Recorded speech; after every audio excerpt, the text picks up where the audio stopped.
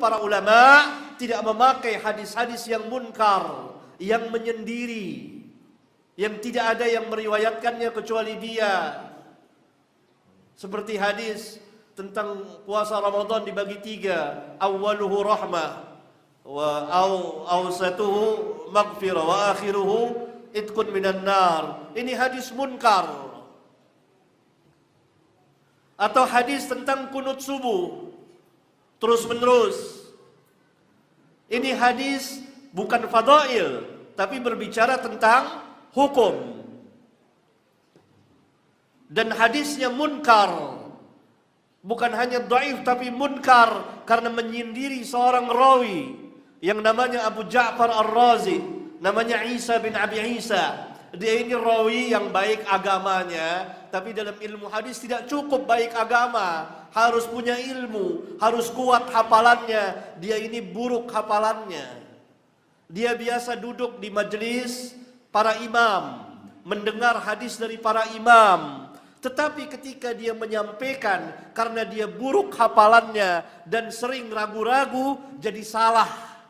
Oleh karena itu terjadilah kesalahan yang fatal pada dia ketika dia mendengar hadis dari salah seorang rawi yang thiqah tentang kunut subuh, yang rawi ini meriwayatkan dari Anas bin Malik bahwa Nabi SAW kunut subuh, ya. Dan kadang-kadang Nabi SAW lama kunut.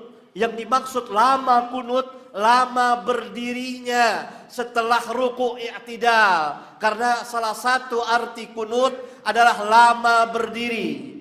Karena itu Nabi SAW pernah ditanya dalam hadis riwayat Imam Muslim, salat yang paling utama apa? Tulul kunut, lama berdirinya. Nah, dia salah paham. Dia sangka lama berdiri terus menerus kunut. Terjadilah kerancuan di dalam riwayatnya. Karena itu nggak ada yang meriwayatkan hadis kunut subuh terus menerus kecuali dari jalan dia. Karena dikatakan munkar. Dia meriwayatkan dari rawi-rawi thiqah apa yang sebenarnya bukan dari hadis mereka. Karena hafalannya buruk, sering salah, sering ragu-ragu. Dia orang baik. Tapi dalam ilmu hadis tidak cukup jadi orang baik bisa diterima riwayatnya. Harus punya ilmu. Nah, dia telah tersalah menerima hadis tentang kunut dari seorang rawi thiqah yang dapat dari Anas bin Malik. Sehingga dia mengatakan bahwa Nabi SAW, mazala Rasulullah SAW yaqnutu fil fajri hatta faraqad dunya. Nabi SAW selalu kunut subuh terus menerus sampai berpisah dari dunia. Ini bagian yang dia tersalah, keliru dalam menyampaikan. Maka hadisnya munkar karena hanya keluar dari jalur dia. Dia duduk di majelis, memang dia duduk di majelis para imam, tapi dia buruk hafalannya.